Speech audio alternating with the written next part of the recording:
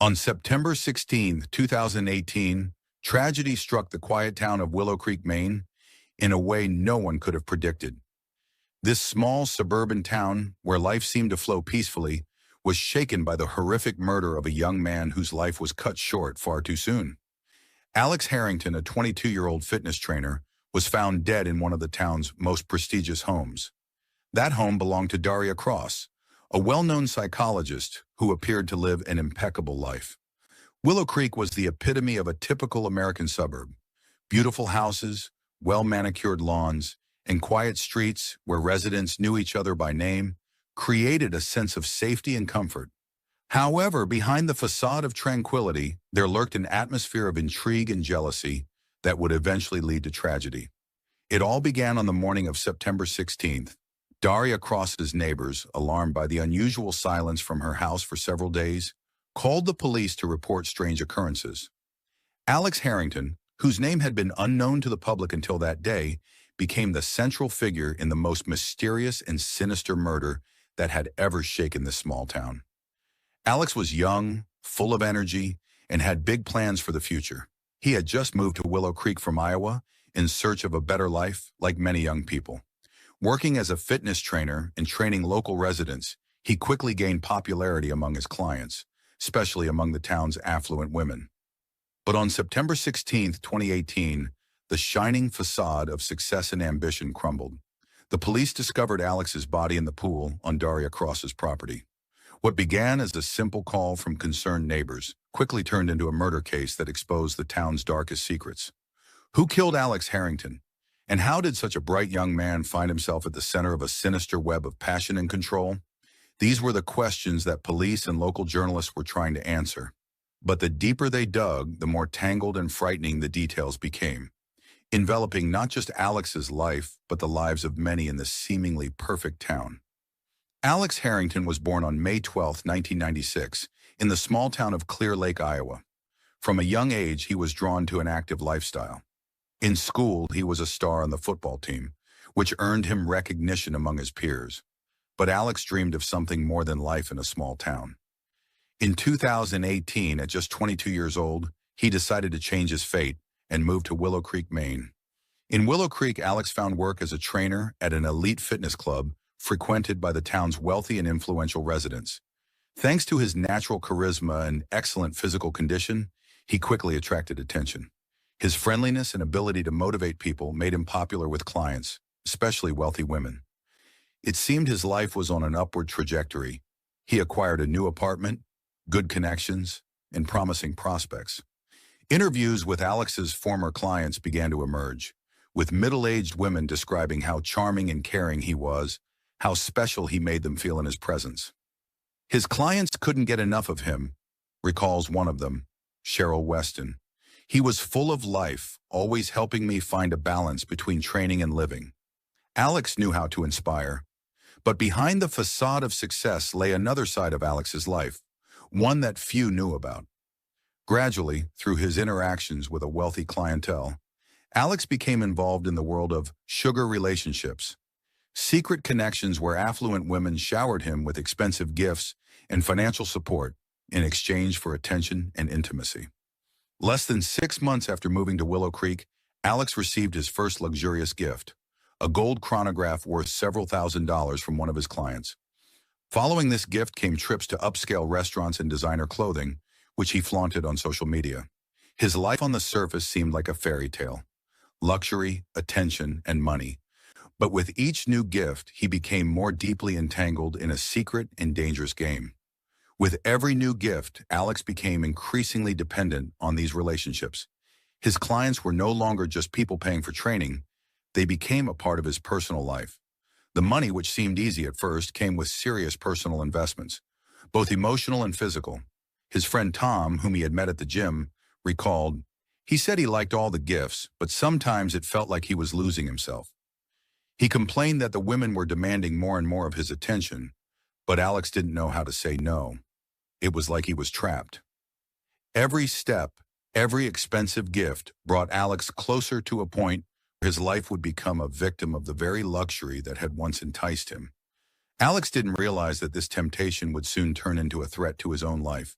Daria Cross was born on March 3, 1970, in Providence, Rhode Island, into a family of educators.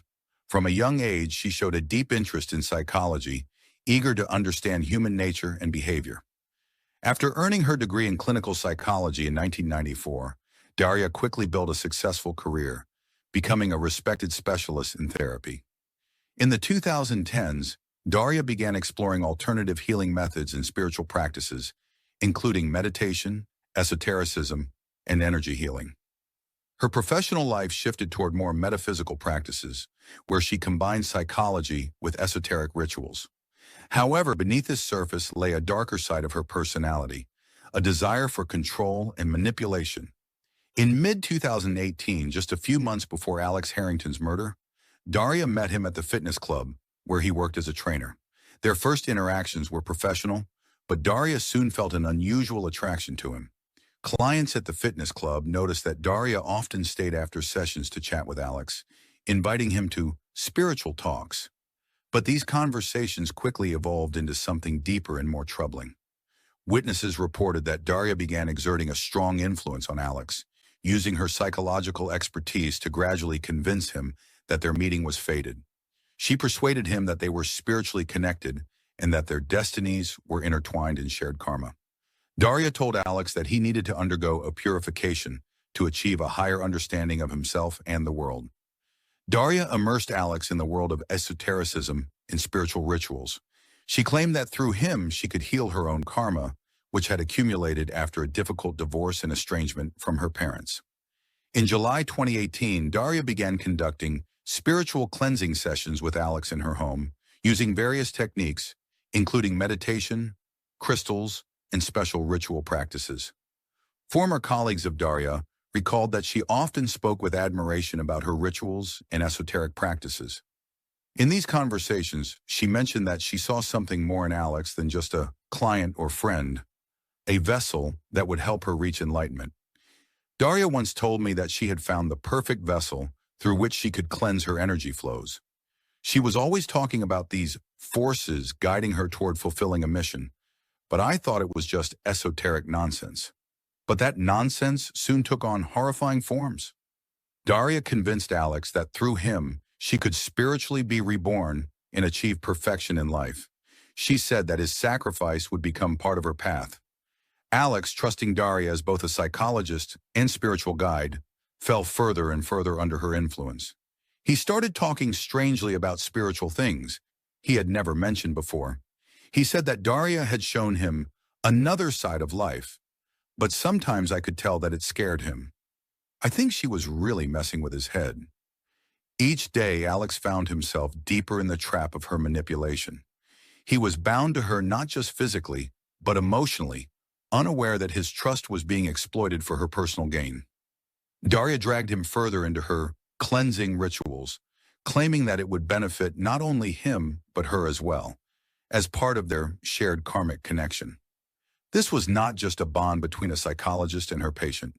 It was something much darker, a combination of manipulation and the use of spiritual rituals to control someone else's life. Daria created her own reality in which Alex became her victim. September 21st, 2018 began like any other fall day in Willow Creek, a small town in Maine. However, for 62-year-old Marjorie Langston, Daria Cross's neighbor, it became the beginning of a nightmare. Marjorie noticed that Daria's house had been eerily quiet for days with the curtains drawn and no movement. Usually Daria was active, cars coming and going, lights on late into the night, but that day something seemed off. Marjorie decided to get closer to the house to check if everything was all right. As she approached the door, she heard nothing, and when she knocked, there was no answer. She tried turning the doorknob, and to her surprise, discovered that the door was unlocked. When Marjorie stepped inside Daria's house, she immediately felt that something was wrong. The house was engulfed in an eerie silence, and there was a strange smell in the air, a mixture of incense and something much more foul. Marjorie continued down the hallway, which led to the second-floor bathroom. When she opened the door, she was faced with a horrific sight. Alex Harrington's body was lying in the bathtub, his hands tied with ropes, his head submerged in the water. Around the tub were scattered strange objects, candles, crystals, and obscure symbols drawn on the floor in chalk circles. In shock, Marjorie fled from the house and immediately called the police. Within minutes, detectives John Campbell and his partner Sarah Martin from the Willow Creek PD arrived on the scene. It became immediately clear to them that this was not just a tragic accident. Upon arriving, the police cordoned off the house and began their investigation. All evidence pointed to the fact that Alex had not died by accident. His body bore clear signs of struggle, bruises on his wrists, lacerations on his neck and chest. The officers also discovered rope marks on his hands and feet, indicating that he had been bound before being drowned. However, the strangeness didn't stop there. Throughout the house, particularly in the bathroom, the police found signs that suggested something more sinister than just a crime of passion. Symbols drawn in chalk around the tub resembled ritualistic markings tied to occult practices. In the corner of the bathroom stood lit candles, and on the edge of the tub was a large quartz crystal, which, as investigators would later learn, Daria had used in her cleansing rituals. The investigators also noted traces of burnt incense and wax drippings from the candles, indicating the presence of some ritual. Attention was also drawn to Daria's diary, found in her upstairs bedroom, where she detailed her spiritual practices and the cleansing rituals she conducted with Alex. When we entered the bathroom, it was immediately clear that this wasn't just a murder. The surroundings and objects around the body clearly pointed to ritualistic elements. We were struck by how meticulously everything had been prepared. This wasn't a spontaneous act. It was carefully planned with a symbolic undertone, said Detective Campbell. We found symbols characteristic of occult rituals, such as ancient pagan signs and elements of esoteric practice. The items found at the scene, including crystals, candles, circles, and incense, all matched the tools Daria used for her spiritual cleansings. Now the police faced a new challenge. Was this murder driven by Daria's personal obsession, or was she following a deeper occult agenda? The symbols around the body suggested something more than just a crime of passion. But questions remained. How deeply were Alex and Daria involved in these rituals? And what really took place in that bathroom? On September 21, 2018, just hours after Alex Harrington's body was found, detectives John Campbell and Sarah Martin began their work. From the start, the case was far from simple. Inside Daria Cross's house, investigators uncovered ritual objects, symbols, and traces of mysterious rites that led them to question the motives behind the murder. But the deeper they delved into Daria's life and her connections to Alex, the more secrets began to unravel. At first, Daria Cross remained calm. She claimed that she had last seen Alex 2 days before his death during one of their meditation sessions. But as the investigation progressed, the detectives discovered that Daria had more secrets than she was willing to admit. Examining Alex's phone records led to a shocking discovery. In addition to Daria, Alex had been maintaining a close relationship with another influential woman, Lauren Mitchell, a 45-year-old successful real estate agent from Willow Creek. Lauren was known for her wealth and connections, as well as her deep interest in esotericism. Like Daria, Lauren was involved in spiritual practices, but her connection to Alex proved to be even more dangerous. Lauren Mitchell wasn't just a wealthy real estate agent. Her involvement in spiritual practices and occult gatherings had been known in the city's inner circles for some time. It turned out that both she and Daria were members of a secret esoteric society known as the Circle of Renewal. Digging deeper into the case, detectives found references to the Circle of Renewal in Daria's home, an exclusive society made up of women who used occult rituals to gain control and power over those around them. This group was tightly knit and kept their meetings hidden from outsiders. According to the documents found, the society's members practiced magical rituals aimed at enhancing their influence in business and personal relationships. The Circle of Renewal wasn't just a spiritual gathering, it was a powerful secret society whose main goal was to achieve dominance. Their methods included meditations, magical rituals, and drawing energy through sexual connections. Alex, it seemed, became a victim of these practices, used by the women of the society. This wasn't just about occult rituals for spiritual growth. It involved methods of manipulating people, using their energy, and tying them to ritualistic bonds. In Alex's case, this could have had far darker consequences. Messages found on Alex's phone revealed that Lauren was just as interested in him as Daria. She invited him to private gatherings, telling him that his presence was essential for her cleansing rituals. But what exactly these gatherings entailed remained unclear. He said he felt strange after those sessions, like he was drained. He didn't even understand what was happening, but he said it was more than just a spiritual practice. I didn't know how to help him. The more the detectives dug, the more they realized that Alex had been drawn into a dangerous game. Records of bank transfers and expensive gifts from Lauren and Daria to Alex showed that he wasn't just a part of their personal rituals. He was a crucial element in their esoteric and financial network. Secret meetings at elite homes, tied to rituals of control, had become a way for these women to achieve power and influence. Now the police had a new challenge, not just to solve Alex's murder, but to uncover the extent of the Circle of Renewal's influence. How far did their network reach? How many others like Alex had fallen victim to this dangerous game? On October 8, 2018, the investigation into Alex Harrington's murder took an unexpected turn. During a search of Daria Cross's house, the police discovered an item that had previously gone unnoticed, a leather-bound diary hidden among the books on a shelf. This diary became a key piece of evidence in uncovering the true motives behind the rituals and their participants.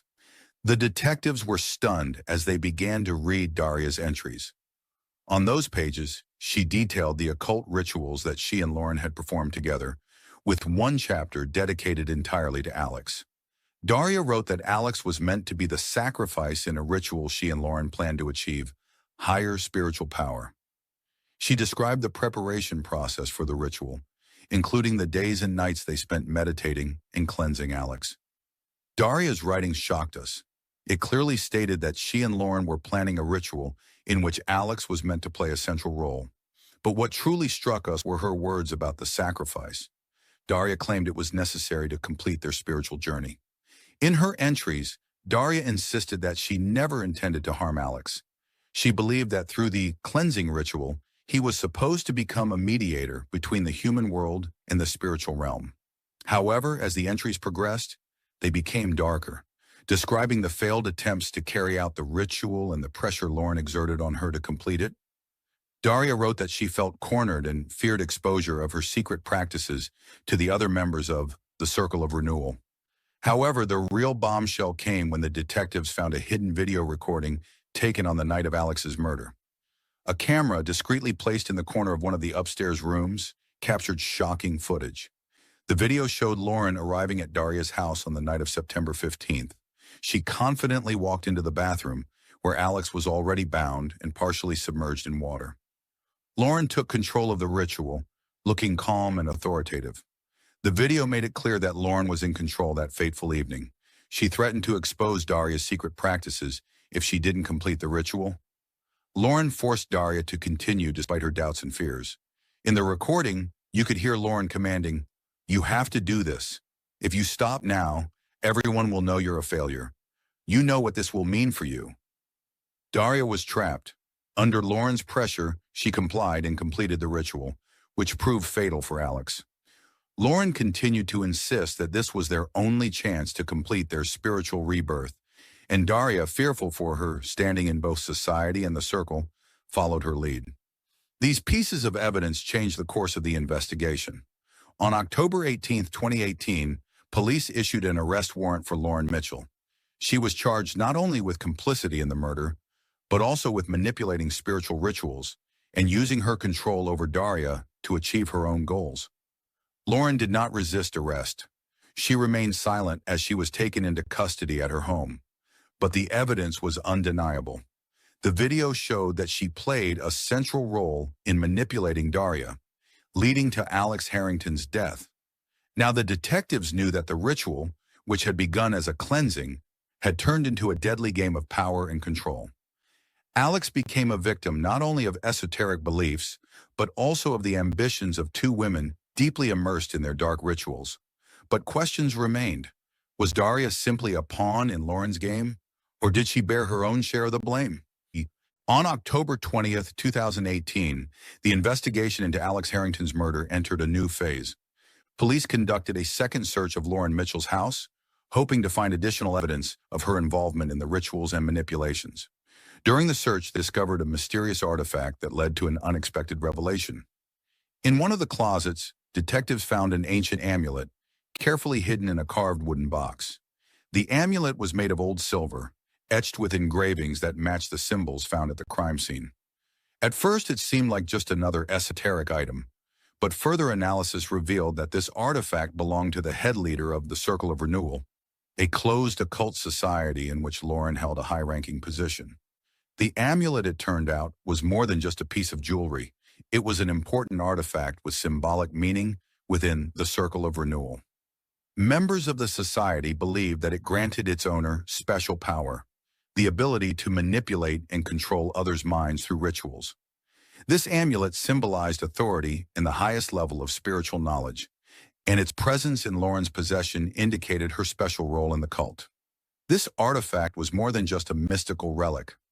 Lauren had been using it as a tool of influence and control over the members of her society, including Daria. We believe she considered it the source of her power and used it to manipulate those around her, forcing them to follow her commands. The hidden video, the amulet, and witness testimonies left Daria with no way out. Finally, on October 23, 2018, after long interrogations and mounting pressure, Daria Cross broke down and gave a full confession. Her voice was weak as she began to tell the truth about what had happened on the night of Alex Harrington's murder. Daria admitted that it all started with her admiration for Lauren's spiritual practices. She was in awe of Lauren's power and influence within the Circle of Renewal. Lauren convinced her that the ritual in which Alex was to be involved was the key to their spiritual ascension. Daria, completely captivated and under pressure, agreed to participate in the ritual, although she hadn't fully understood that Alex's death would be the result. Lauren told me this was our chance to reach enlightenment, Daria confessed.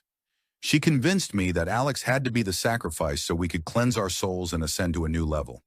I didn't want it to end in death, but Lauren made me believe it was the only way. Daria explained that for months, Lauren had manipulated her, promising spiritual ascension if she took part in the ritual.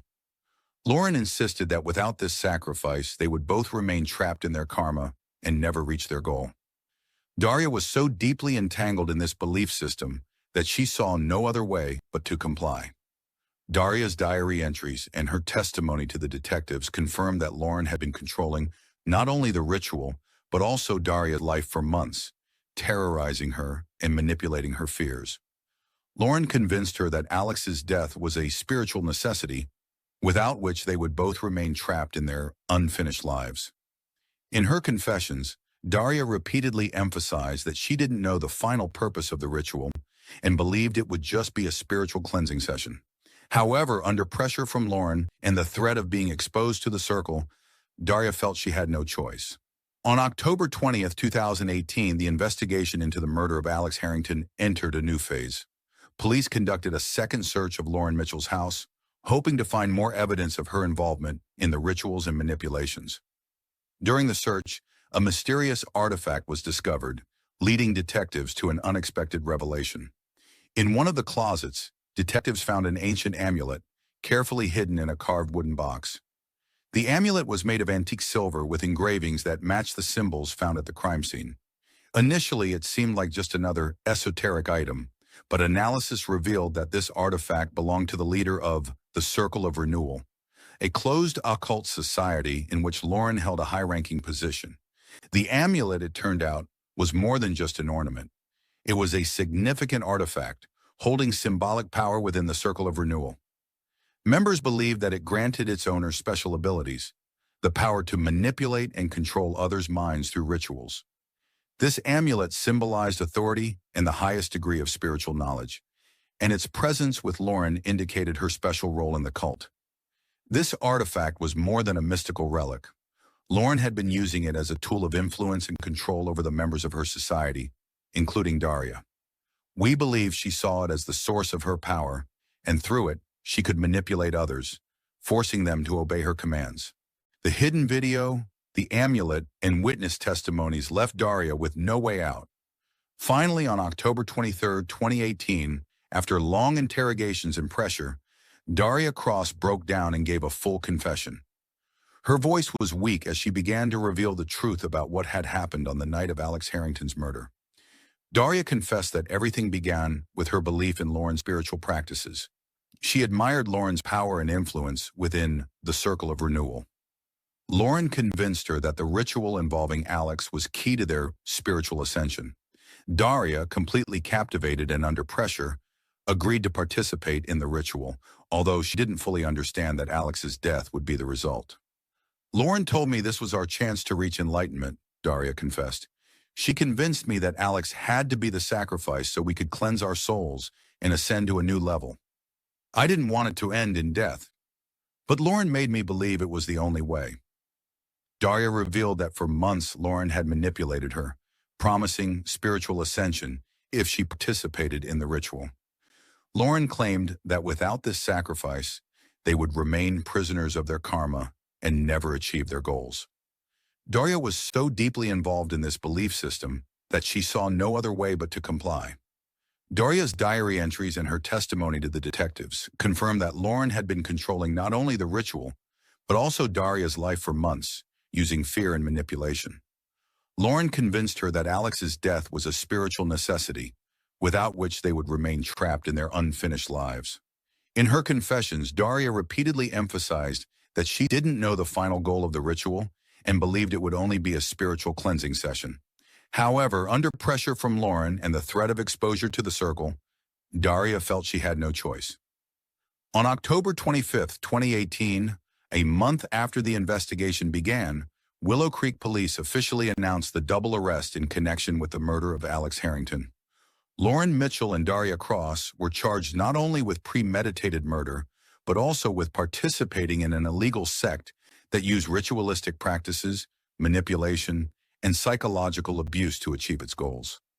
The double arrest drew attention not only from local media, but became a national sensation. The story of a hidden esoteric cult, ritual murders, and wealthy women using spiritual practices for manipulation sparked widespread interest across the country. National media quickly picked up the story. Journalists scrambled for information, digging into the pasts of both women and trying to understand how a secret esoteric society had been operating under the noses of local authorities for so long. Some speculated that there were deeper corruption ties protecting the cult members. The court hearings began in early November 2018 and immediately turned into a battle between the two defendants. Daria Cross, visibly weakened and broken, tried to justify her actions, claiming she had been under Lauren's control and feared punishment for disobeying the cult's rules. She asserted that it was Lauren who insisted on the ritual in Alex's death, threatening her with exposure and punishment from other members of the Circle of Renewal. Daria was in no position to make rational decisions. She was a victim of manipulation and intimidation by Lauren Mitchell and the entire occult society. My client feared that if she didn't comply with their demands, her life would be in danger, her attorney said. Lauren Mitchell, however, conducted herself very differently in court. She denied any involvement in the ritualistic murder, claiming that Daria had independently decided on the sacrifice.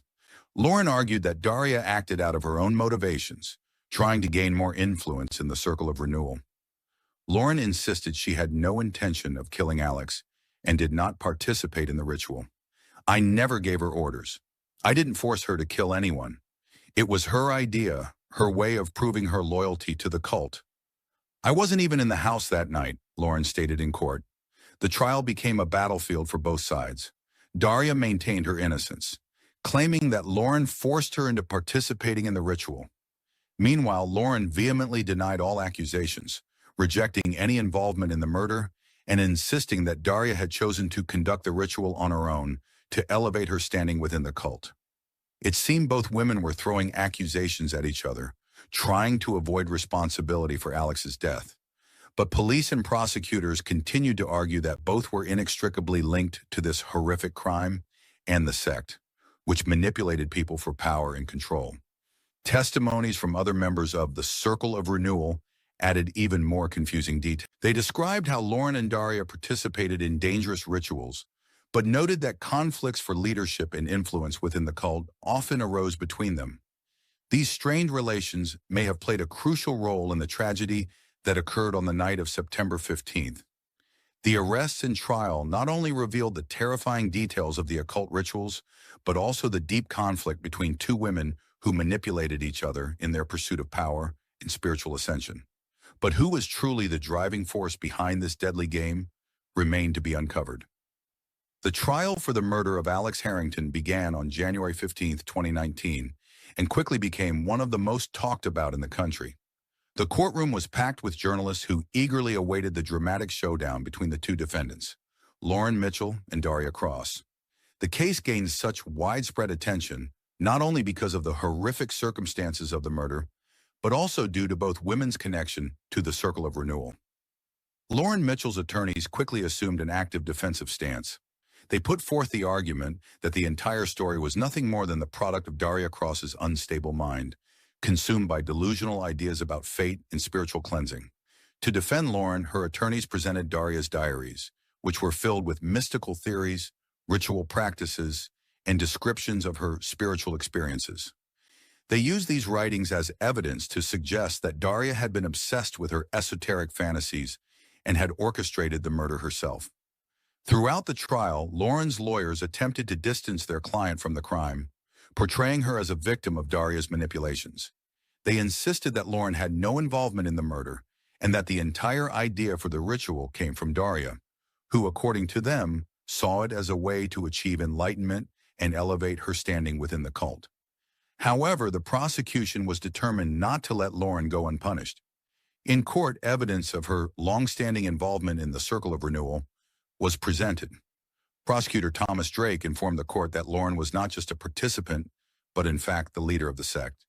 He provided numerous testimonies and documents showing that Lauren had actively used her power and influence to manipulate cult members, forcing them to participate in dangerous rituals and submit to her control. The most shocking twist came when the prosecutor revealed that Lauren Mitchell might be linked to the disappearance of several people from neighboring towns over the past 5 years. Documents and witness testimonies were presented in court, pointing to her involvement in suspicious rituals that coincided with these disappearances, strengthening the prosecution's case. Several former cult members also testified in court. They described Lauren as a charismatic but highly manipulative leader who used spiritual practices as a means of controlling their lives. Some recalled her talking about sacrifices necessary for the group to achieve their collective goals, and the threats made against those who refused to comply. With each passing day, the trial grew more complicated. Lawyers on both sides continued to debate each woman's level of responsibility. But as more facts emerged, it became clear that both were deeply involved in the cult's activities and its brutal rituals. Finally, after several months of hearings and nearly a week of deliberations, on March 23, 2019, the court delivered its verdict. Daria Cross confessed to her role in Alex Harrington's murder. While the court acknowledged her confession, it also noted that she was not merely a victim of manipulation, but an active participant in the ritual. Daria was found guilty of premeditated murder and sentenced to life imprisonment without the possibility of parole. Lauren Mitchell was found guilty of complicity in the murder, as well as of creating and leading a sect that manipulated people through violence and rituals. She was also sentenced to life imprisonment without the possibility of parole. Thus concluded one of the most sensational trials of the year. Despite attempts by the defense to portray the case as a result of delusion and manipulation, justice was served. Both women behind this horrific conspiracy would face punishment for their crimes. After the verdict was delivered in March 2019, it seemed that the case of Alex Harrington's murder had reached its conclusion. But as soon became evident, this was only the beginning of a new chapter, an international investigation that would shake not only Willow Creek, but also other parts of the country and beyond. Immediately after the trial, federal agents launched a deeper investigation into the activities of the Circle of Renewal. Documents found in the homes of Lauren Mitchell and Daria Cross, as well as testimonies from former cult members, led to the uncovering of a vast network of followers across the country and abroad. It was revealed that this group was not merely engaged in spiritual practices and esoteric rituals, but had also practiced systematic psychological and physical abuse, manipulation, and control over its members' lives. The sect proved to be far more powerful than investigators initially thought. Dozens of participants were arrested, including entrepreneurs, spiritual leaders, and high-ranking individuals. These people had used occult practices to control both personal and business relationships, many of which had ended in disappearances or deaths. Authorities suspected that dozens of disappearances across the country might be linked to the activities of this society. For Alex's family, the revelation of this sect was a second blow. They had already endured the horrific loss of their son, but soon after the trial, they learned how deeply he had been drawn into the dark practices of the cult. In an interview, Alex's mother, Margaret Harrington, recalled, "We never knew that Alex could have been a part of something like this. It was a shock for us. We always thought he was just helping people, that he was a kind and bright soul." In memory of their son, the Harrington family decided to establish an organization that supports young people who find themselves in difficult situations and victims of manipulation. They believe that through this work, they can help others avoid the traps that Alex fell into. Willow Creek, once considered a quiet and prosperous suburb, now bore the stigma of scandal. After the revelation of the sect's practices and the arrests, residents began leaving their homes, fearing that the cult's influence might still be felt in the town's life. The town's economy suffered, many businesses closed, and people no longer felt safe. Local authorities reported that within the first 6 months after the trial, Willow Creek's population had decreased by 20%. A town that once thrived thanks to its wealthy residents and successful businesses had become a shadow of its former self. People no longer trusted one another, fearing that somewhere among them might still be cult followers. The story of Daria Cross, Lauren Mitchell, and Alex Harrington illustrates how dangerous the pursuit of spiritual power and control can become when it turns into an obsession. Reckless involvement in occult practices, manipulation, and playing on psychological vulnerabilities can easily turn life into a nightmare. This case serves as a reminder that spiritual practices and esoteric communities can become dangerous weapons in the hands of those willing to do anything for power. What began as spiritual ascension, culminating in a deadly ritual, became the final step for those consumed by the illusion of power over others. Psychologists and experts warn, when spiritual practices extend beyond reason and become tools for control and power, they transform into a threat. A cult that promises enlightenment can become a trap from which there is no escape. The story of Alex Harrington, Daria Cross, and Lauren Mitchell will remain as a tragic warning. It's not just a tale of sacrifice, but a story of how easily spiritual dependency can lead to catastrophe. Let this serve as a lesson to all who seek strength and control in the darkest corners of the human soul. Emily Grayson, 40 years old, was a respected teacher in Willow Creek. She was known for her kindness and dedication to her students, actively involved in charity work and community events. On the surface, her life seemed perfect, but behind this facade were personal struggles. Michael Grayson, 55 years old, a successful restaurant chain owner, spent much of his time working. His marriage to Emily appeared stable to outsiders, but in reality their relationship had grown cold and distant. Townspeople had noticed that their family hadn't been as close as they once were. Jacob Grayson, 19 years old, their adopted son, was taken in by the Graysons after his mother's death. He had always been a quiet and withdrawn teenager.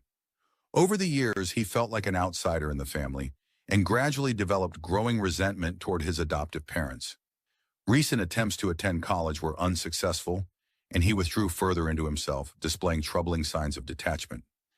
In May 2019, Emily sought help from a family therapist due to the growing tension with Jacob and the strain in her marriage. That summer, after a serious argument, Jacob suddenly left home, further escalating the family's issues. Despite the outward appearance of normalcy, the tension in their home continued to build, laying the groundwork for the tragedy that soon followed. Emily Grayson was a prominent figure in the small town of Willow Creek. She started working as a teacher at the local middle school in 2005, quickly earning the respect of her colleagues and the love of her students. Her lessons were always engaging, and she took a personalized approach with each child.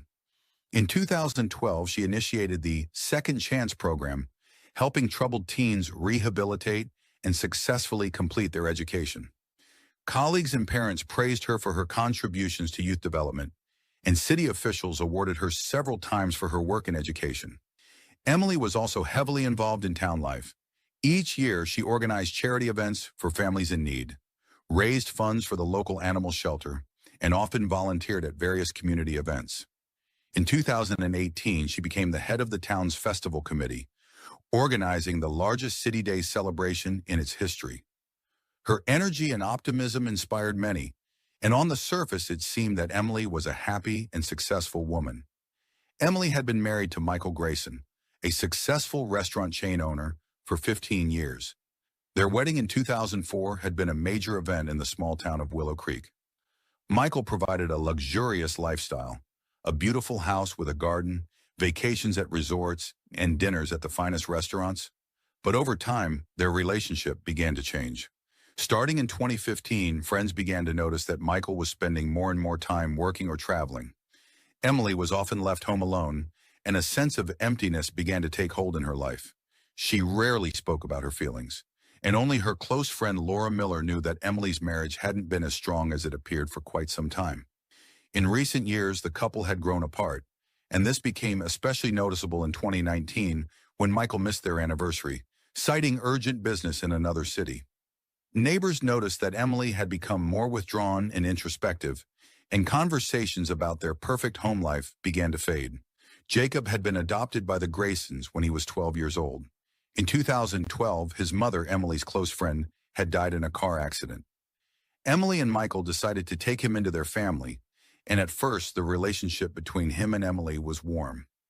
Emily saw in him a chance to give love, perhaps to fill a void she couldn't express in her marriage. She was actively involved in helping him adapt to his new life and focused on his education. However, as Jacob grew older, he became more withdrawn. By 2017, his behavior had changed. He began avoiding contact with his adoptive parents, spending more and more time alone in his room. Emily noticed that Jacob had started showing strange signs of attachment to her, which went beyond typical family relationships. He would often watch her, write down what she said, and even occasionally argue with Michael in her defense. Emily tried to understand his feelings but grew increasingly anxious as the tension continued to rise. By 2019, Jacob, now 19, was experiencing deep emotional difficulties. His attachment to Emily had turned into an obsession. He began to display bouts of aggression and jealousy, particularly toward Michael, whom he felt didn't care enough about his adoptive mother. No one, including Emily, realized that this tension would soon escalate into something much darker and more dangerous. In the fall of 2018, Jacob turned 18. This was a turning point not only in his life, but also in his relationship with Emily. Jacob, who had always harbored strong feelings for her, began to see their relationship differently. In September 2018, Emily noticed that his attachment had become more intense, but she convinced herself that it was just a result of his trauma from losing his mother. The situation worsened in December 2018 when Emily, feeling increasingly lonely due to Michael's growing distance, found herself thinking more and more about Jacob. He had become her source of emotional support, something she had been missing in her marriage. By winter 2019, their relationship began to shift to a new level. In February, Jacob prepared a dinner for Emily, while Michael was away on a business trip. This was one of the first times Jacob made a move toward closeness, and Emily, though hesitant, gave in to her emotions. They started spending more time together, walking through town, discussing books and movies, and even going shopping together. But by the spring of that same year, the tension between them had evolved into something more. In March 2019, Emily confided in her friend Laura that she felt confused and didn't know how to handle the new dynamic in her relationship with Jacob. She couldn't tell if it was purely emotional attachment or something much deeper.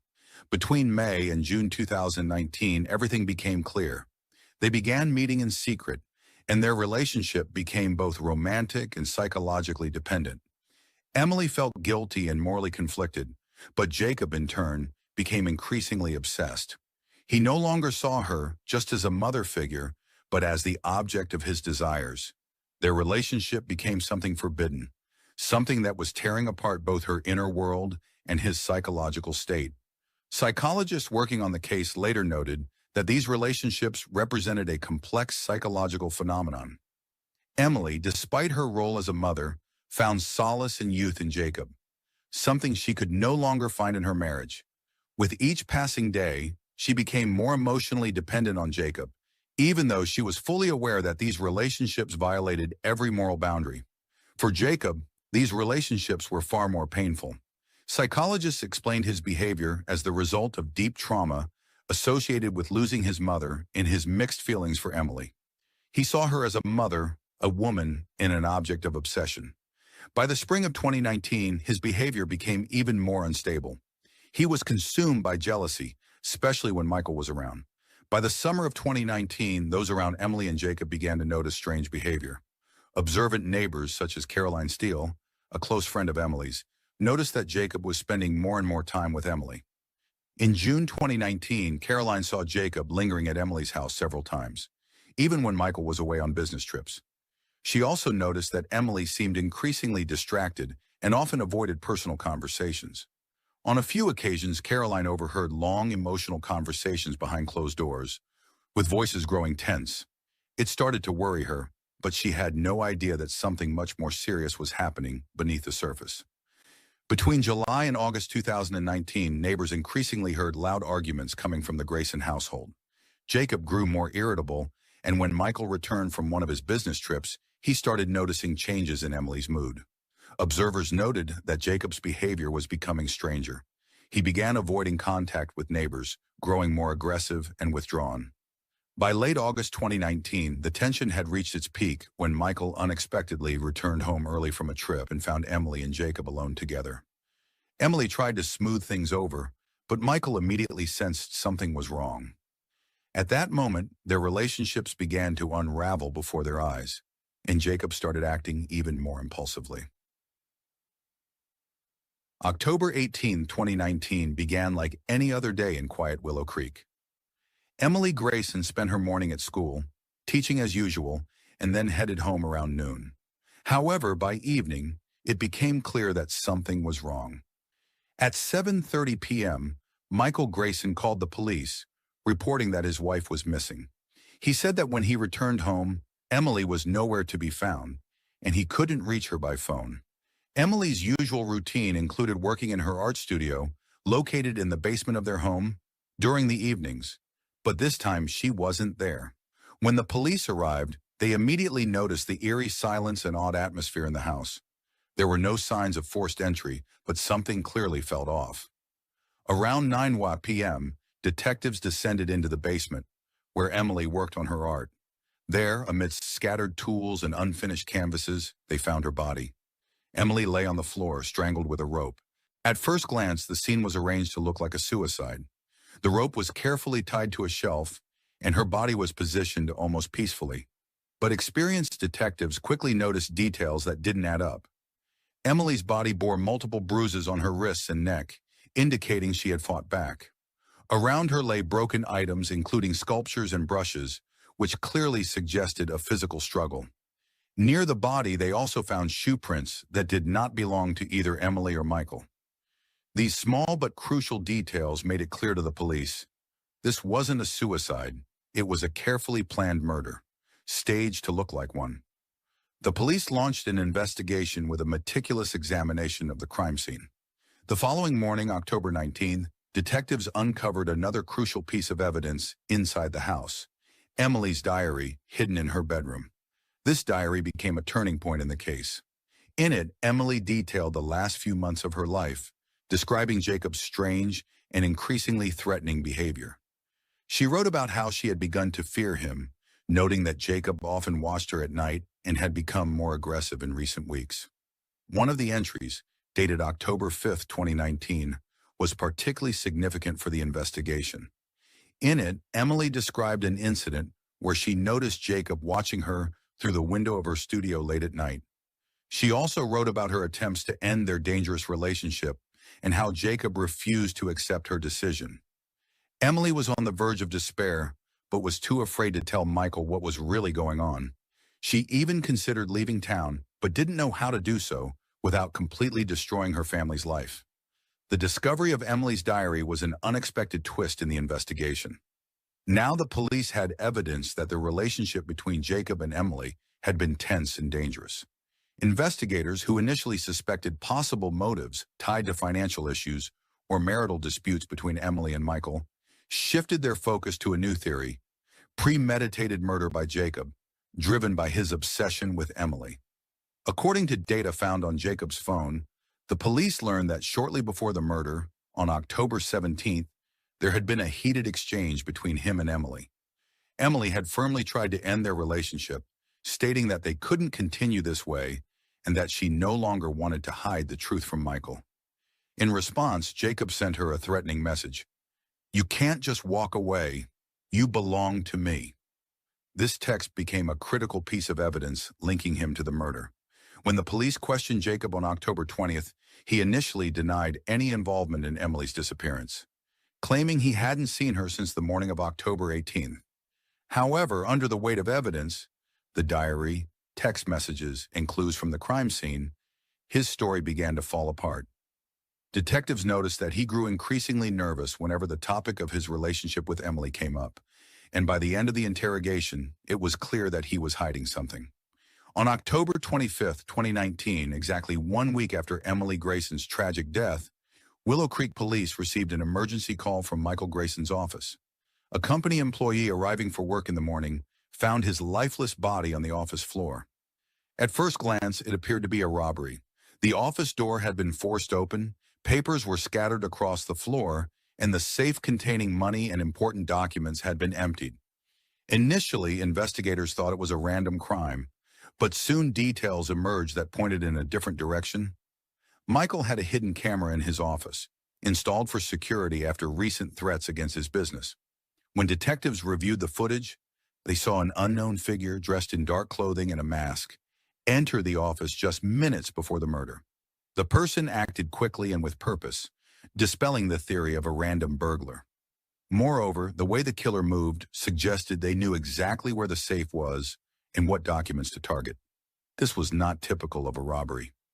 It soon became clear that Michael's murder was connected to Emily's case.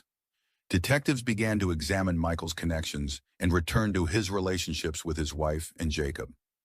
It increasingly appeared that the two crimes were no coincidence and could be part of a larger, complex plan. As the investigation continued, a new and unexpected figure came to light: Sarah Wilson, a young woman who worked in the accounting department at Michael's company. At first, Sarah seemed like a typical employee, but after a more thorough examination of her phone records and messages, the police discovered that she had been involved with both Michael and Jacob. This revelation shocked everyone. It turned out that Sarah had been Michael's lover for quite some time, with their relationship beginning back in 2017. She frequently visited his office after work, and their affair remained a secret, even from those closest to them. But what was even more shocking, she was also involved with Jacob. In text messages dated during the summer of 2019, Sarah flirted with Jacob, and their conversations revealed that they discussed Emily and their plans for the future. Investigators concluded that Sarah might be the link between the two murders. On October 23rd, 2 days before Michael's death, Sarah met with Jacob at a cafe near his house. Surveillance footage captured them engaged in a lively conversation that lasted over an hour. This raised suspicions that they could have been planning their next steps after Emily's murder. Sarah was playing a dangerous game, manipulating both Michael and Jacob. She promised love and support to one while convincing the other that they could be together if Emily was out of the picture. However, by the fall of 2019, the situation had spiraled out of control. Emily's murder hadn't resolved the issues between Jacob and Sarah, and now they were entangled in a cycle of violence from which there seemed to be no escape. On October 28, 2019, 3 days after Michael Grayson's murder, detectives Leanne Blake and John Peterson began carefully analyzing the evidence and the connections between all the participants in the tragedy. Clues gathered from surveillance footage and mobile devices allowed them to slowly unravel the events. The police had already learned that Sarah Wilson was not just Michael's lover. She had also been skillfully manipulating Jacob, exploiting his emotional instability and obsession with Emily to execute her own sinister plan. The revelation of Sarah's motives marked an unexpected turning point in the investigation. As detectives reviewed her correspondence with Jacob, it became clear that she had intentionally preyed on his weaknesses. She gained his trust, using his feelings for Emily convincing him that after Emily's death, they could be together and start a new life.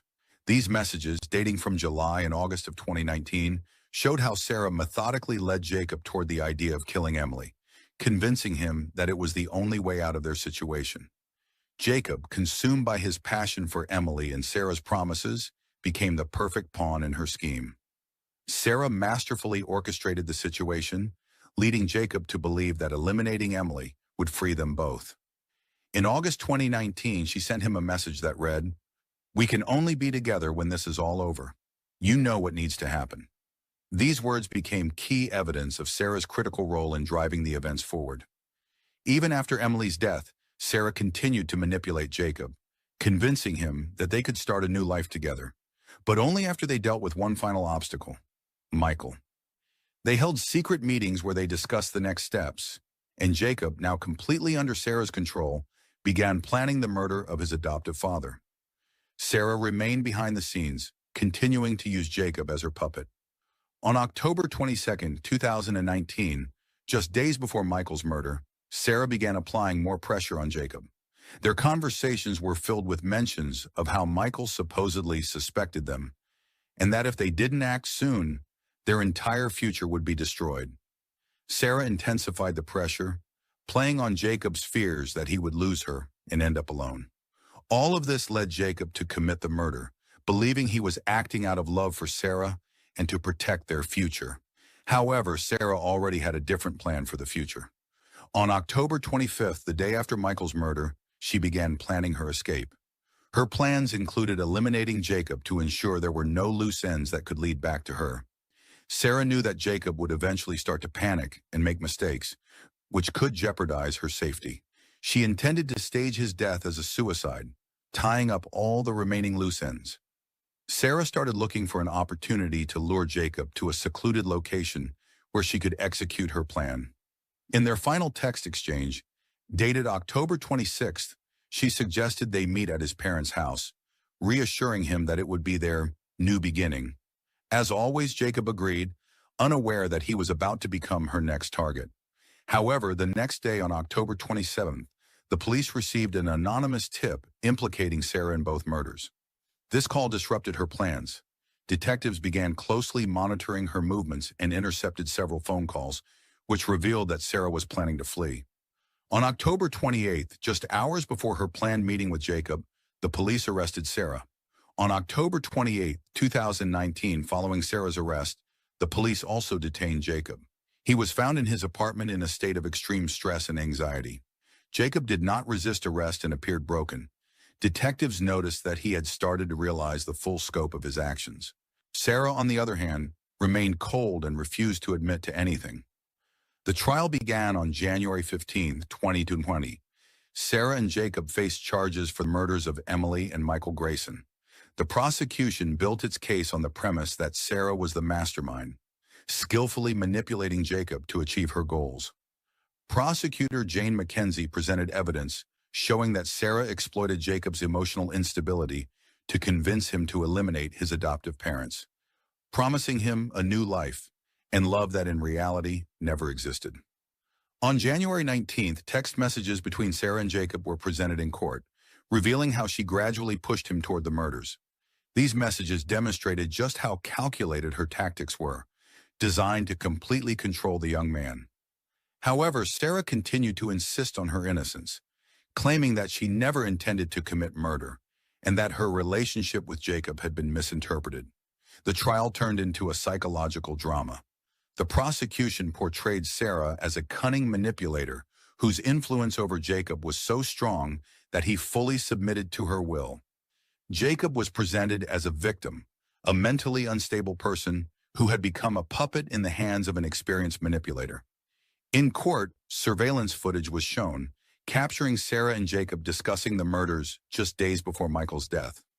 This footage had a profound impact on the jury.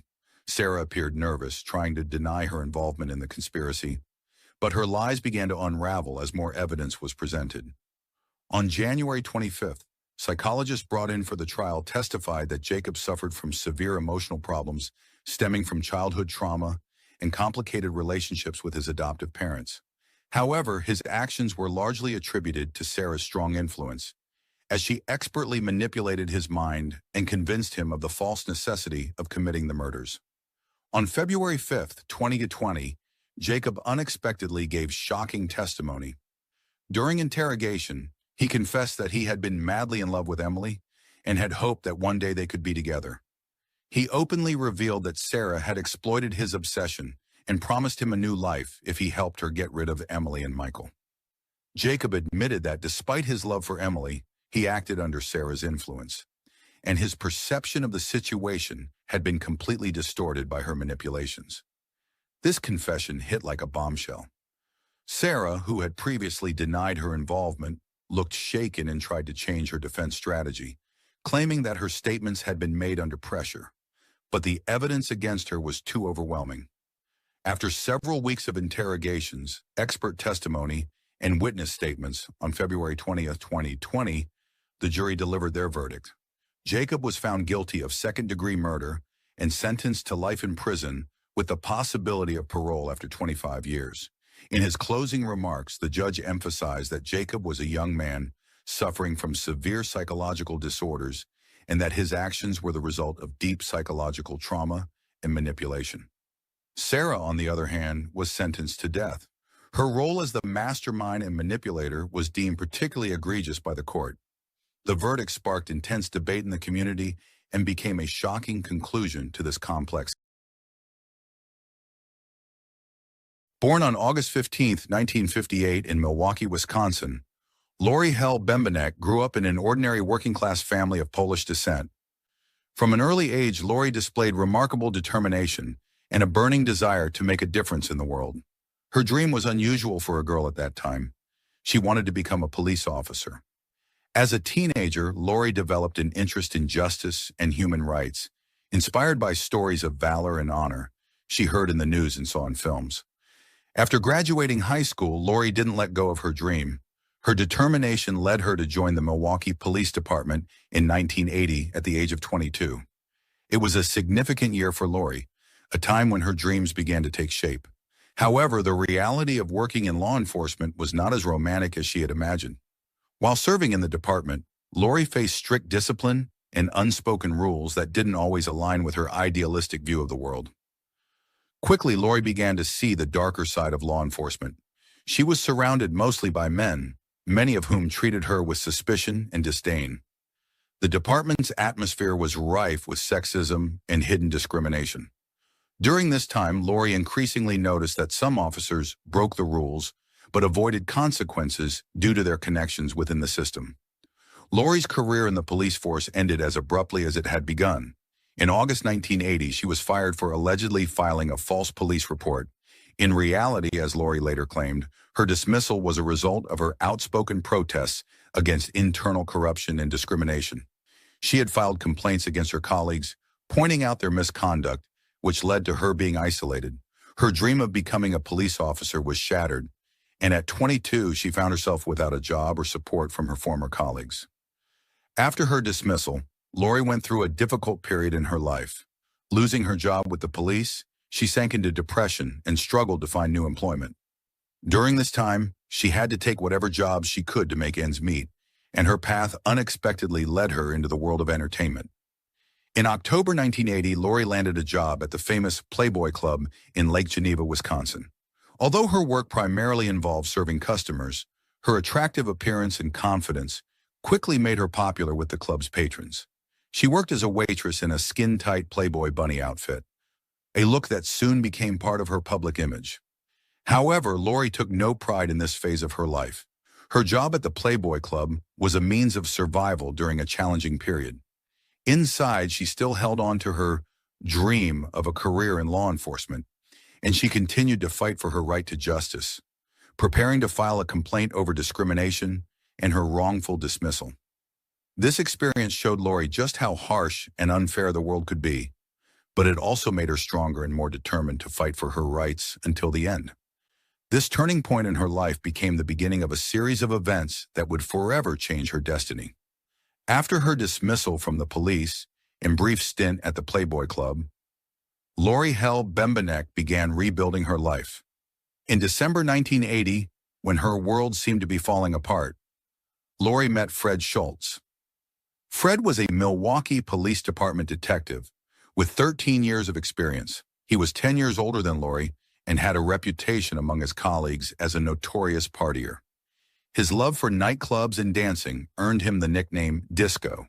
Despite this, Fred was a seasoned detective and knew all the ins and outs of law enforcement, a world Lori was already familiar with.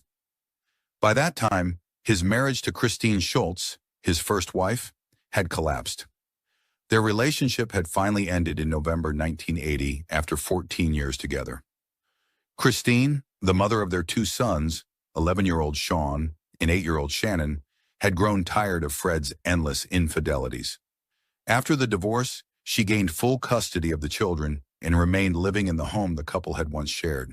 Fred, on the other hand, was left with significant alimony payments and had to support his sons. Lori and Fred quickly grew close. Their relationship developed rapidly, and just 1 month after meeting, they were married in January 1981. It was a whirlwind romance that seemed to pull Lori out of her depression and misfortune. Fred became more than just her husband. He represented her chance to start a new life. However, despite the passion between them, their marriage brought not only happiness, but also a host of problems related to Fred's past and financial obligations. As a detective, Fred earned a decent living, but a large portion of his income went toward alimony and supporting his former family. Each month, he paid Christine around $700, a substantial sum for that time. These obligations placed a significant strain on the young couple's budget. Lori soon realized that financial difficulties would cast a constant shadow over their relationship. By mid-1981, tension in their marriage began to escalate. In June, they were forced to move in with their friends, Judy Zess and her boyfriend, Tom Gertner, in order to cut expenses. Living in the same house as another couple only heightened the conflict related to their financial struggles. Lori became increasingly disillusioned with their marriage, as Fred continued paying alimony and could not fully support her dreams of a new life. Moreover, constant discussions about money and alimony became a growing source of irritation for Lori. Against the backdrop of these issues, Lori found herself increasingly consumed by thoughts of her failed career and the injustices she had endured. She was under constant pressure, both financial and psychological. The burden of money problems, along with the realization that she was living in the remnants of Fred's past, further eroded her patience. Despite these challenges, Lori and Fred held on to each other, trying to build a family life amidst financial woes and memories of the past. But soon their lives would take a drastic turn, a fateful event that would upend everything. On the night of May 28, 1981, what should have been an ordinary evening for the Schultz family turned into a nightmare. Around 2:15 a.m., in their southwest Milwaukee home, tragedy struck, forever altering the lives of everyone involved. That night, only Christine Schultz and her two sons, 11-year-old Sean and 8-year-old Shannon, were in the house. They were sleeping in their rooms when they were awakened by noise. Sean, the eldest, woke up first.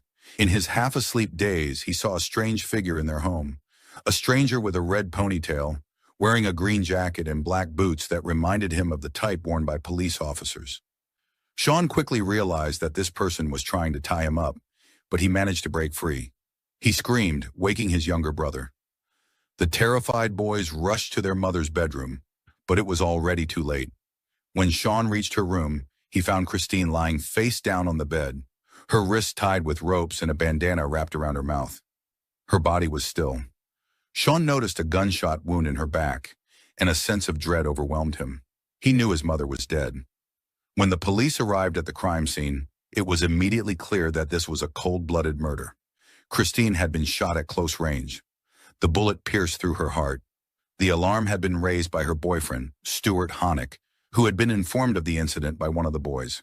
Investigators focused on the details left at the scene: ropes, a bandana, and other small pieces of evidence. But the main question remained: who could have committed such a horrific crime? Suspicions quickly fell on Christine's ex-husband, Fred Schultz. Although he claimed to have been on duty, it soon became apparent that his alibi was questionable. Fred admitted that instead of working, he had spent the evening drinking at a bar with his partner, Michael Durfee.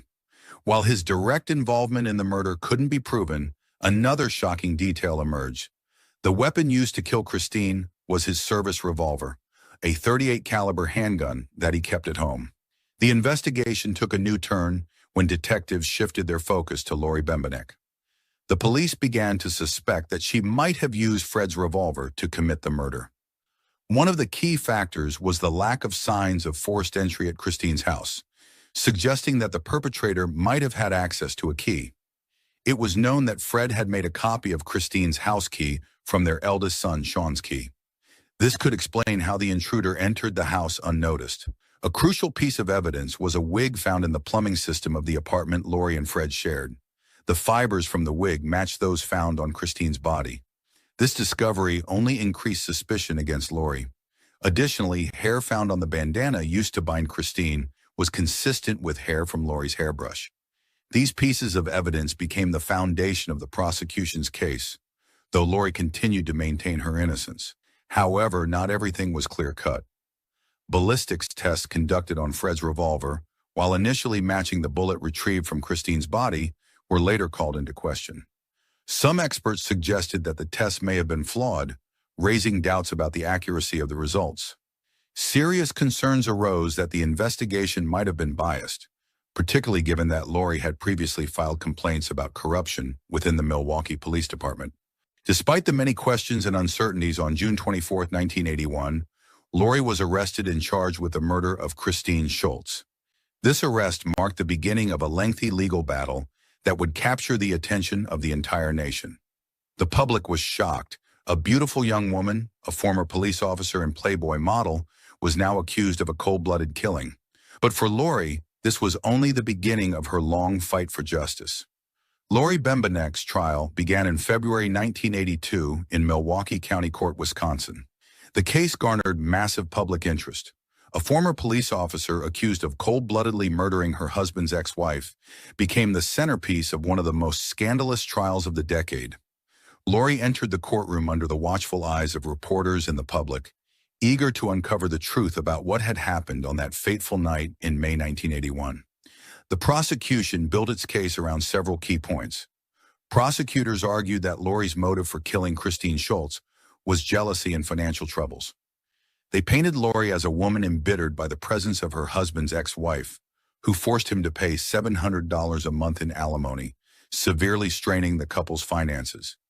Prosecutors insisted that Lori decided to murder Christine to free herself and Fred from these burdens and achieve financial independence. At the trial, much of the focus was on the physical evidence that prosecutors claimed left no doubt about Lori's guilt. First, the murder had been committed with Fred Schultz's revolver, which was kept at Lori's home and was accessible to her on the night of the murder. Prosecutors argued that Lori knew about the key to Christine's house that Fred had, allowing her to enter without any signs of forced entry. One of the most significant pieces of evidence was the wig found in the plumbing system of Lori and Fred's apartment. Fibers from the wig matched those found on Christine's body. Prosecutors argued that Lori wore this wig to disguise herself as a man with a long red ponytail, the same figure Christine's children had seen on the night of the murder. Additionally, hair found on the bandana used to bind Christine matched hair from Lori's hairbrush. Prosecutors claimed this was further proof of her involvement. The prosecution also cited witness testimonies from people who claimed to have heard Lori threaten Christine before her death. According to them, Lori had repeatedly expressed a desire to get rid of Fred's ex-wife. Lori's defense team built their case around the argument that all the evidence against her was circumstantial and insufficient for a conviction. Her lawyers argued that the investigation had been plagued by numerous irregularities and that the police might have deliberately framed Lori due to her conflicts with the department. They maintained that much of the evidence, including the wig and hair, could have been fabricated or mishandled. Specifically, the defense pointed to the possibility that evidence had been planted to divert suspicion away from the real killer. One of the defense's main arguments was that Fred Schultz himself might have been involved in the murder of his ex-wife. Lori claimed that Fred had lied to the police about his whereabouts on the night of the murder and that his alibi, being at a bar with his partner, was unreliable.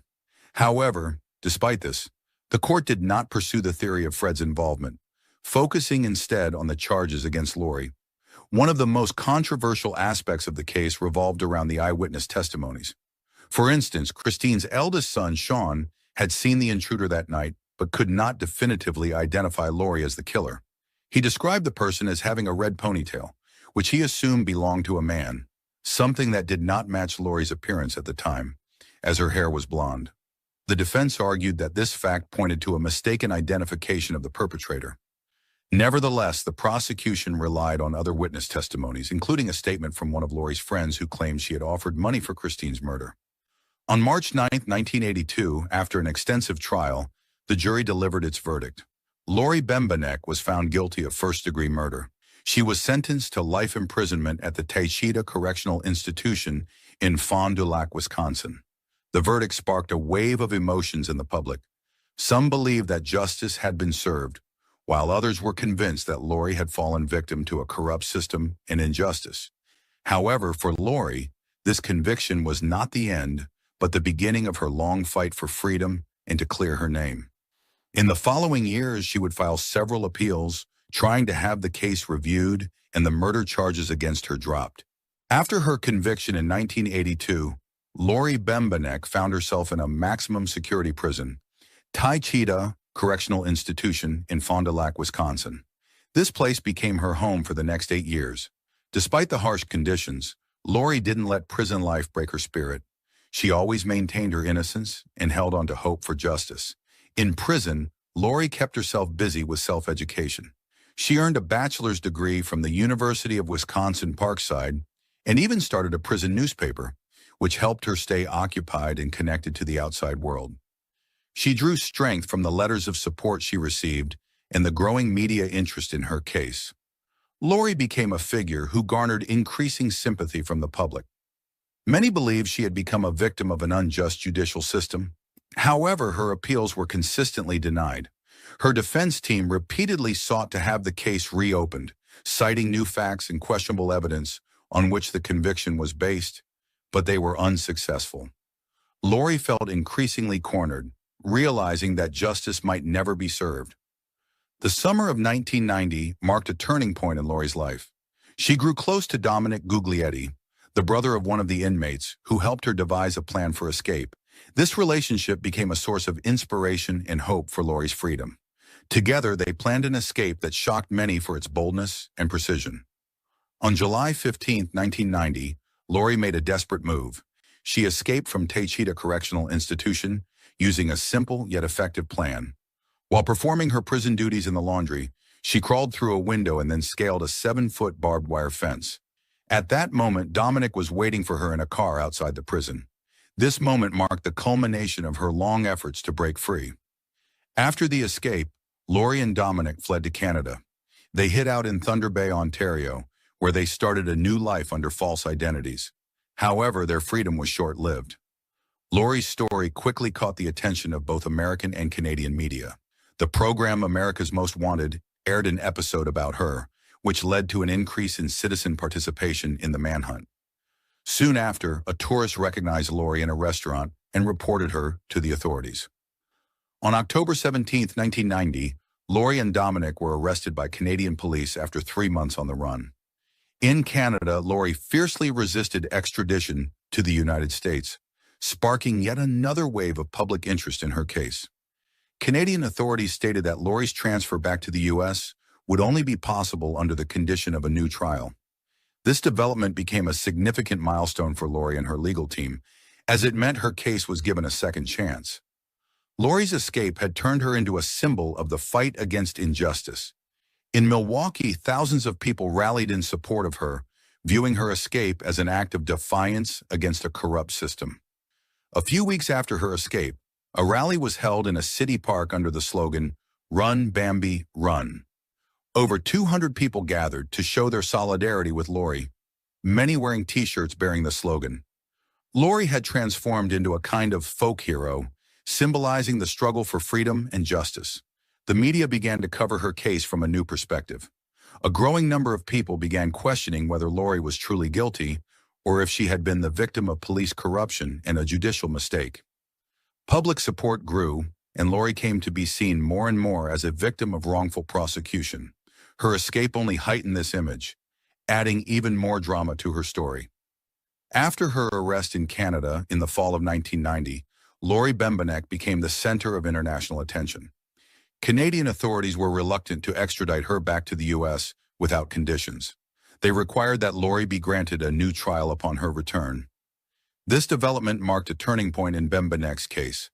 Her defenders, led by human rights lawyers, actively lobbied for a review of her case in the United States, pointing out the errors made during the original investigation and trial.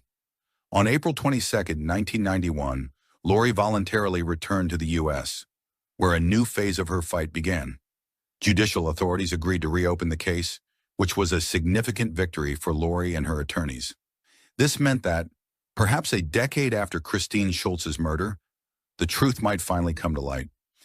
As the case was reconsidered, key pieces of evidence that had led to Lori's conviction were re-examined. The focus shifted to the ballistics tests and forensic analyses, which had raised doubts during the initial trial. New analyses suggested that the results of the previous tests might have been unreliable. Additionally, questions arose regarding the wig and hairs found at the crime scene, which had been central to the evidence against Lori. One of the key developments was the emergence of new information regarding possible sexual assault before the murder, which had not been considered in the original trial. Moreover, it was suggested that the bullet retrieved from Christine's body may have been fired from a different weapon than Fred Schultz's revolver. These doubts became the foundation for re-examining the charges, as it became clear that the investigation may have been biased and rushed. After many legal battles and the introduction of new facts, prosecutors offered Lori a deal. In December 1992, she agreed to plead guilty to a lesser charge, second-degree murder. This allowed her to avoid further prison time, as her sentence was reduced to 20 years, of which she had already served 11, including her time after arrest and while in Canada. She was immediately released after striking the deal. For Lori, this was a difficult compromise. She accepted guilt for a crime she maintained she did not commit, but it granted her the long-awaited freedom. After her release, Lori tried to return to a normal life. In 1996, she moved to Washington State, where she attempted to start a new chapter, away from the public eye. In the years that followed, Lori continued to fight for complete exoneration. She filed appeals in court, seeking new genetic testing on the remaining evidence, but these efforts were rejected. She pushed for DNA testing on the hairs and other evidence that could definitively prove her innocence, but the results did not lead to a review of her case. Despite all the hardships, Lori continued to fight for her name. She wrote an autobiographical book titled Woman on Trial, in which she recounted her experiences and the challenges of her fight for justice.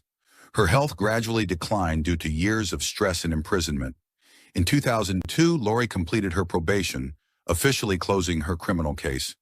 Lori's health continued to decline, and in 2010, at the age of 52, she passed away from liver failure. Until her death, Lori maintained her innocence and continued to seek ways to fully clear her name. Despite all the hardships she faced, she remained a symbol of the fight for justice for many people who believed in her innocence. Lori Bembenek's story remains one of the most mysterious and controversial legal dramas in American history. Her life, from dreaming of a career in law enforcement to her dismissal, murder conviction, and dramatic prison escape, captivated the public and the media for decades. Even after her death in 2010, questions about whether she was truly guilty or if she was made a scapegoat continue to linger. On one hand, the prosecution portrayed her as a cold-blooded killer, motivated by jealousy and financial troubles. Evidence such as the wig found in her home's plumbing, matching hairs, and Fred Schultz's revolver played a decisive role in her conviction. However, on the other hand, doubts about the quality of the investigation, potential errors and falsified evidence, as well as suspicions of police corruption linked to her complaints about department misconduct, cast a shadow over the entire process. Many believed Lori had become a victim of a system seeking an easy scapegoat to close a high-profile case. Her prison escape and life on the run only deepened this duality. On one hand, her escape was seen as confirmation of her guilt, but on the other, for many, it became a symbol of a desperate struggle for justice. In 1990, the slogan, "Run, Bambi, Run," became a rallying cry for the movement for the rights of the wrongfully convicted. Public opinion was split. Some saw Lori as a dangerous criminal, while others viewed her as a victim of a broken justice system. Lori Bembenek passed away on November 20th, 2010 from liver failure, leaving behind many unresolved questions. She died without ever achieving full exoneration, but her case left a lasting mark on American culture and jurisprudence. Lori's story inspired books, documentaries, and TV shows, including episodes in popular programs like America's Most Wanted and Unsolved Mysteries. Her fight for justice became an example for other cases involving claims of wrongful convictions. Her legacy continues to be discussed in legal circles as an example of how the justice system can go wrong and how important it is to incorporate new technologies, such as DNA testing, which can shed light on old cases. Her story also serves as a crucial lesson about the ways political and social factors can influence criminal proceedings. In some circles, Lori is seen as a victim of a time when women in law enforcement faced immense pressure and discrimination.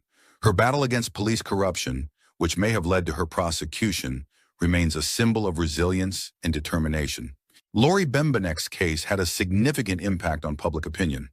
It once again raised questions about the fairness of the American justice system and highlighted potential issues within police investigations. Many began to recognize how complex the pursuit of truth can be under the pressures of public and media scrutiny. Lori's story became a catalyst for discussions about criminal justice reform, particularly in cases involving questionable evidence and potential law enforcement bias. In the legal community, Lori Bembenek's case is regarded as a lesson in the importance of safeguarding the rights of the accused and ensuring that evidence is thoroughly examined. Her case has become part of a broader conversation about judicial errors